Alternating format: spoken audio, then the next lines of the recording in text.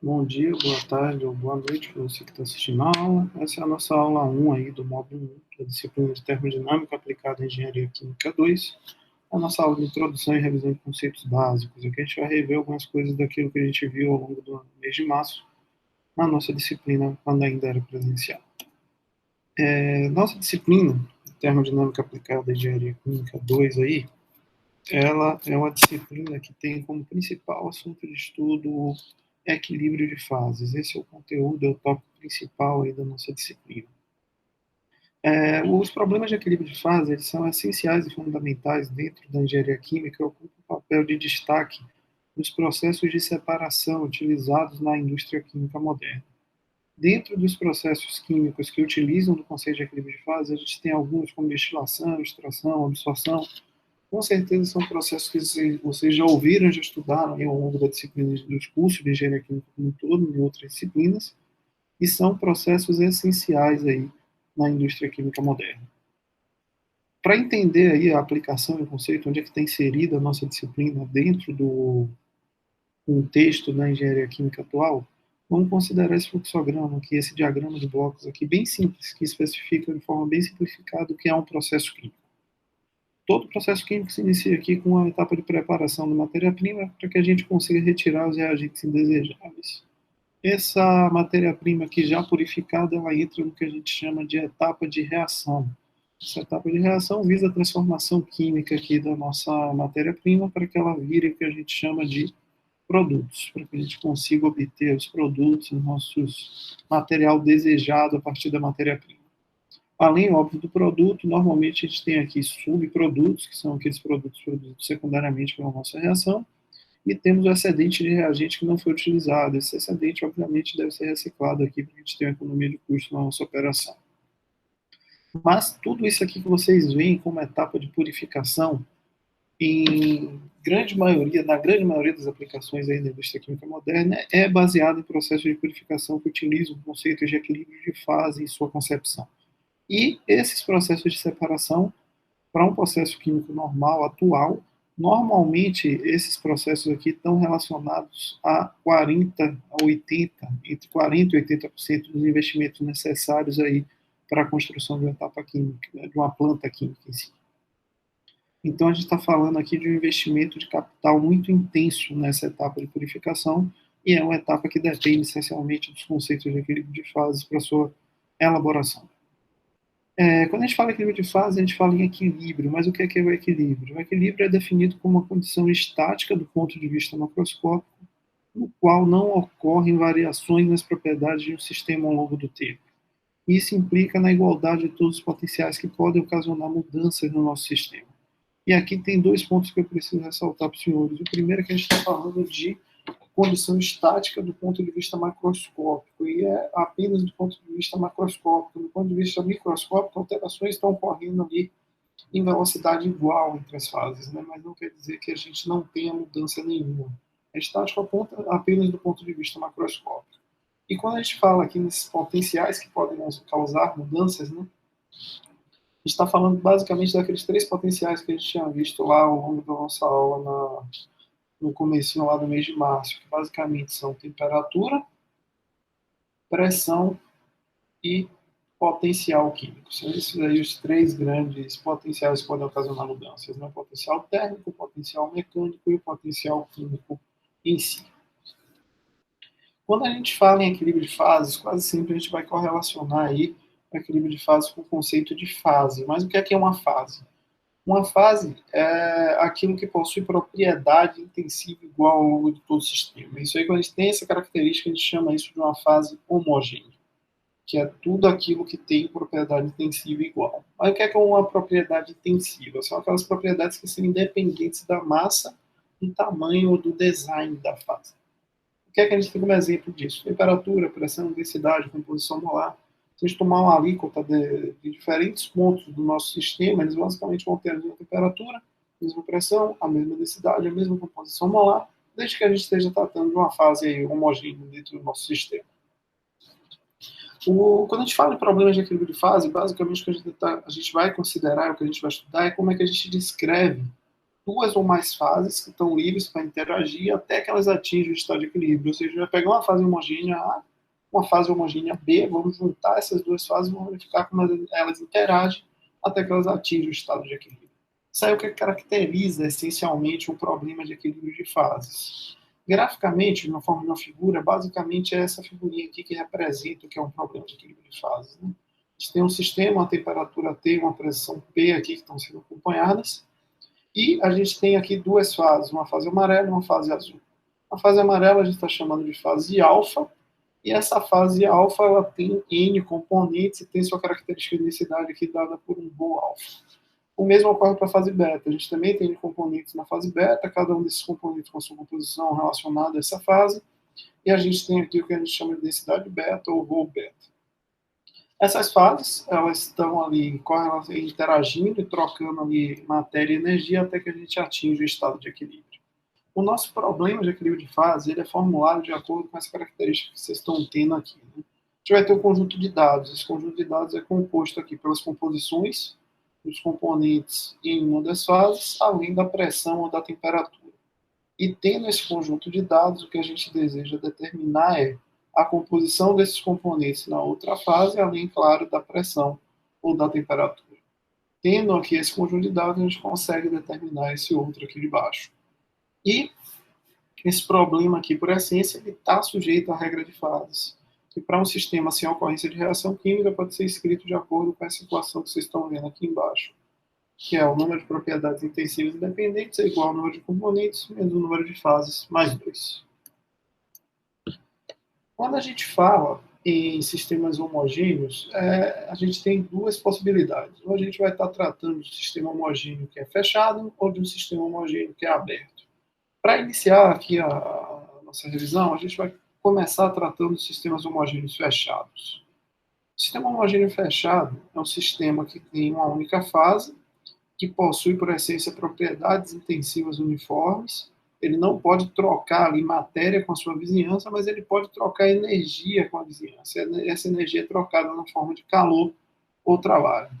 Se a definição de que ele não pode trocar matéria com a vizinhança é verdade, a gente tem, obviamente, que a gente não tem variação no número de mols dos componentes I presente no nosso sistema. Ou seja, a variação no número de mols do componente I é igual a zero, e isso vale para todos os componentes de 1 até N presentes no nosso sistema.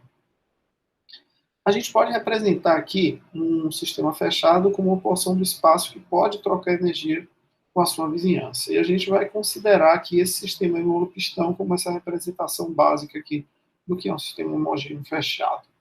Esse sistema em holopistão está em contato com a vizinhança. Essa vizinhança aqui está com uma pressão constante PE, que a gente está chamando de pressão externa, e ele também está, imagine que ele está imerso em um banho térmico. Esse banho térmico tem uma temperatura TB.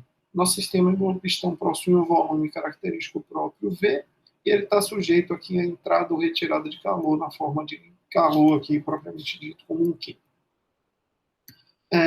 Quando a gente olha para esse sistema em pistão, a gente pode escrever aqui, baseado nele, né, a primeira e a segunda lei da termodinâmica. Aqui a gente vai escrever a primeira lei, que é definida como a mudança de energia interna igual à diferença entre calor fornecido ou retirado do nosso sistema e trabalho realizado por ou sobre o nosso sistema. E a gente pode escrever a segunda lei da termodinâmica, dada pela mudança da entropia, que deve ser maior ou igual aí ao calor fornecido ou retirado do nosso sistema, dividido pela temperatura do nosso sistema. Só para a gente relembrar alguns conceitos da primeira e da segunda lei, a primeira lei é uma generalização da lei da conservação da energia, e ela está introduzindo aí uma nova propriedade para a gente, que é o que a gente chama de energia interna, que é o termo U ali da nossa primeira lei da termodinâmica. A energia interna é compreendida como a forma na qual o nosso sistema armazena a energia que lhe foi fornecida ou lhe foi retirada através das funções calor e trabalho. Isso aí é o que a gente entende como energia interna. Por sua vez, o calor e o trabalho eles são o que a gente chama de forma de energia em trânsito. Eles são não armazenáveis, ou seja, a gente não consegue armazenar calor e trabalho. Eles só fazem sentido ali nos limites do nosso sistema e no momento que a mudança está sendo imposta ao nosso sistema. A energia interna, por sua vez, ao contrário do calor e do trabalho, ela é o que a gente chama de função de estado. ou seja, ela depende única e exclusivamente dos estados de equilíbrio inicial e final do sistema. E o que é estado de equilíbrio? O estado de equilíbrio é aquele estado no qual o sistema não tem tendência espontânea à mudança. E o sistema ele tem esse estado de equilíbrio inicial e o estado de equilíbrio final, e quando a gente tem essa transição entre o estado inicial até o estado final, a gente tem o que a gente chama de processo. Esse processo ele pode ser reversível ou ele pode ser irreversível. O que é um processo reversível? É um processo que é mantido em estado de equilíbrio virtual e para que ele seja mantido em estado de equilíbrio virtual, a gente precisa que a força motriz, ou seja, o potencial, a função potencial que está ocasionando o processo, seja infinitesimal, de modo que a direção ou sentido do processo possa ser invertido a qualquer momento, por apenas um aumento ou a diminuição infinitesimal da função potencial. Obviamente, quando a gente fala em processos reversíveis, a gente está falando aqui de uma abstração. A gente está falando de um limite ideal a ser aproximado, mas que nunca vai ser atingido aí. Quando a gente chega a falar em processos reais, a gente está falando do que a gente chama de processos irreversíveis. Os processos irreversíveis são os processos reais que acontecem na natureza e não são passíveis de inversão no seu sentido. Por exemplo, se a gente imaginar um rio que desceu ali a montanha na forma de uma cachoeira, esse rio não vai subir a montanha, a não ser que a gente exerça um trabalho aí sobre essa água que desceu para que a gente consiga bombear ela para cima. A gente tem que inserir energia nisso para que isso aconteça. Novamente, ela não tem o sentido de voltar de sofrer essa inversão que o processo reversível considera como possível. Já passando para a segunda lei, quando a gente fala a segunda lei também introduziu uma nova função de estado. Essa função de estado é a entropia. A entropia ela aparece quando a gente analisa a troca de calor entre sistemas e vizinhanças em um processo irreversível, de modo que o calor reversível é igual a TdS, e quando esse processo é irreversível, a gente tem que a variação de calor é diferente do TdS, e o sinal da desigualdade que a gente tem lá na segunda lei vai ser aplicado. A gente pode juntar a primeira e a segunda lei. Se a gente fizer isso, a gente tem que du é menor ou igual que TBDS menos PEDV. E se o nosso processo for considerado irreversível, a gente tem que a temperatura do nosso sistema é igual à temperatura da vizinhança, ou seja, o TD é igual ao T, e a gente tem que a pressão externa ali é igual à pressão do sistema, ou seja, P é igual a P. Com isso, a gente tem que du vai ser igual a TdS menos PDV, onde TdS é o calor reversível e PDV é o trabalho reversível. Então, aí a gente tem a definição da primeira e segunda lei conjugadas aí para formular a nossa definição do que é energia interna aqui para um sistema reversível. Se o sistema for irreversível, a gente tem que o du vai ser menor do que o TBDS menos o produto de PEDV. Só que aqui a pressão externa vai ser diferente da pressão do sistema e a temperatura do nosso sistema também vai ser diferente da temperatura da vizinhança. Mas a gente pode ainda escrever isso aqui como igualdade, a gente ainda consegue definir du como TdS menos PDV, porque a energia interna é uma função de estado. Só que agora a gente não pode definir o produto TdS como como calor, e o produto PDV como trabalho. A gente não pode mais assumir aí essas definições. Quando a gente trata de uma transformação, vocês devem recordar que eu acabei de comentar que a gente trata de um estado de equilíbrio final até um estado de equilíbrio inicial até um estado de equilíbrio final. E isso é feito por meio de uma integração na equação fundamental. A gente vai assumir que du é TdS menos PDV e a gente vai integrar isso do estado de equilíbrio inicial 1 até o estado de equilíbrio final 2. Fazendo essa integração, a integral de du vai dar o ΔU, que é a energia no estado final menos a energia no estado inicial, que é igual à integral da entropia no estado inicial e entropia no estado final de TdS, menos a integral do volume inicial ao volume final de PDV. Como a nossa energia interna é uma função de estado, o resultado dessa integração aí independe da trajetória que a gente vai tomar para realizar essa integração. E também a gente tem que isso aí é independente da reversibilidade ou da irreversibilidade do processo que a gente está trabalhando. O que a gente tem o estado 1 e o estado 2 precisam necessariamente ser estados de equilíbrio no nosso sistema. Um outro aspecto importante que a gente tem quando a gente trata da energia interna U como uma função de potencial é que a energia interna representa o que a gente chama de força motriz para o nosso processo. E a gente pode reescrever essa equação aqui, ó, essa equação du menor ou igual que TB ds menos PE dV, para situações onde a gente tenha entropia constante, ou seja, a variação da entropia aqui na equação é igual a zero, e as situações onde a gente tem a variação do volume constante, ou seja, o dV aqui da equação é igual a zero.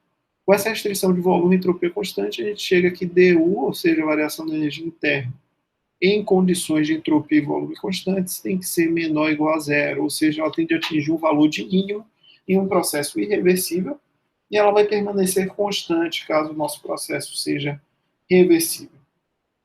Esse aqui, essa equaçãozinha que a gente está vendo aqui agora, é o nosso primeiro critério de equilíbrio para o sistema fechado. Né? É o primeiro critério que a gente está vendo aqui na disciplina.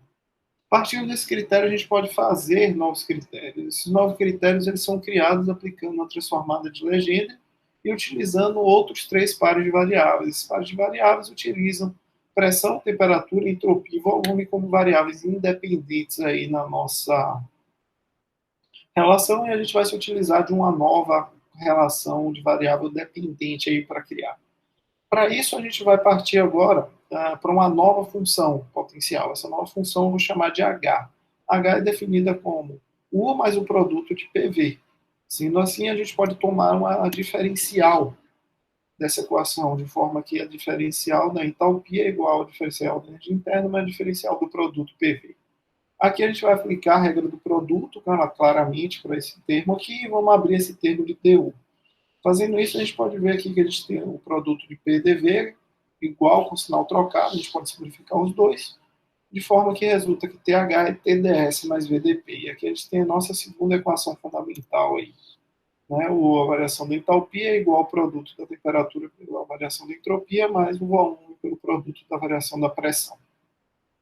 Agora, a gente tem como variáveis independentes nessa equação entropia e pressão. E aqui a gente também pode aplicar o mesmo conceito que a gente acabou de aplicar, que a variação da entropia seja constante, a variação da pressão seja constante. Sendo isso verdade, a variação da entropia da entalpia em condições de entropia e pressão constantes tem que atingir um mínimo também, tem que ser menor ou igual a zero.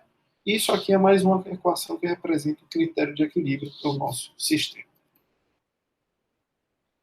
A gente pode aplicar mais uma vez, continuar aplicando essa definição que a gente acabou de obter. Se a gente fizer isso aqui agora para as variáveis de interesse, temperatura e volume, a gente vai partir para o que a gente conhece como energia de Helmholtz. A energia de Helmholtz é definida como U menos o produto de TS. A gente pode aplicar as mesmas regras, diferenciar isso aqui, abrir U, fazer simplificações devidas. Isso aqui resulta em dA igual a menos S dt menos PdV. Agora, observe que a gente tem temperatura e volume como variáveis independentes. E aqui a gente chegou em uma coisa mais interessante. Por quê? Porque temperatura e volume são mais facilmente mensuráveis. São duas grandezas que a gente tem uma facilidade maior de acompanhar. E aqui também é válido para os casos onde a temperatura do sistema é constante e o volume do sistema é constante. A gente vai ter variação nula aqui, variação nula aqui, de forma que a variação da energia de Helmholtz, a temperatura e o volume constante, vai ser menor ou igual a zero, e aqui a gente tem o nosso terceiro critério de equilíbrio. Por fim, vamos chegar na equação aqui da energia de Gibbs, que é definida como a entalpia menos o produto de TS. Aqui exatamente a mesma coisa, vamos abrir essa diferencial aqui desse termo, derivar a equação inteira, substituir o que é o DH da expressão que define e fazer simplificações devidas. Com isso, a variação da energia de Gibbs é igual a menos S vezes dt mais V dp. Aqui a gente tem talvez a equação mais útil dentre essas que a gente acabou de ver. Por quê? Porque ela relaciona temperatura e pressão como variáveis independentes, que são condições, são variáveis muito mais facilmente mensuráveis aí com o que a gente tem hoje de material. Aqui também a gente consegue aplicar a condição de igualdade de temperatura na operação e a condição de igualdade de pressão na operação, de forma que a diferencial da temperatura e da pressão tende a zero, e a gente tem que a variação da energia de Gibbs em condições de temperatura e pressão constantes tem que ser menor ou igual a zero, ou seja, a gente tem que ter um mínimo da energia de Gibbs para que a gente tenha aí o nosso critério de equilíbrio. Esse é o quarto critério de equilíbrio. Dentro do que a gente viu, essas aqui são as equações principais do que a gente está tratando. Tá? A gente tem as definições de entalpia, de energia de Helmholtz e de energia de Gibbs, cada uma delas aí com suas definições e suas equações originais. A gente tem as equações fundamentais para a energia interna, para a energia de Helmholtz, para a entalpia e para a energia de Gibbs. Temos as funções potenciais, que são conseguidas partindo das equações fundamentais e considerando as variáveis independentes como constantes. E, por fim, chegamos nas relações de Maxwell, que são relações obtidas aí a partir das definições das equações fundamentais, que são extremamente úteis e recorrentes. A gente viu lá como é que a gente chega nessas relações de Maxwell. Tem uma apostila lá descrevendo também no nosso Class 1 como é que a gente chega nessas definições. Então, depois dê uma olhada nesse material lá. E, por fim, chegamos nas identidades, que são relações corriqueiras que surgem também aqui das equações fundamentais. A gente utiliza as relações de Maxwell aqui no desenvolvimento dessas equações e chegamos nessas identidades, que também são equações que aparecem de formas recorrentes aí ao longo do nosso material. Por fim, chegamos aqui nas definições de capacidades caloríficas a volume, de pressão constante aqui, e nos fatores de expansão e compressibilidade, que também são variáveis que aparecem recorrentemente, por isso se tornaram definições. Com isso, a gente encerra o conteúdo aqui dessa parte 1. Em breve a gente retorna aí com o conteúdo da parte 2 dessa aula de revisão, para que a gente finalize aquela revisão do material que a gente tinha visto no mês de março.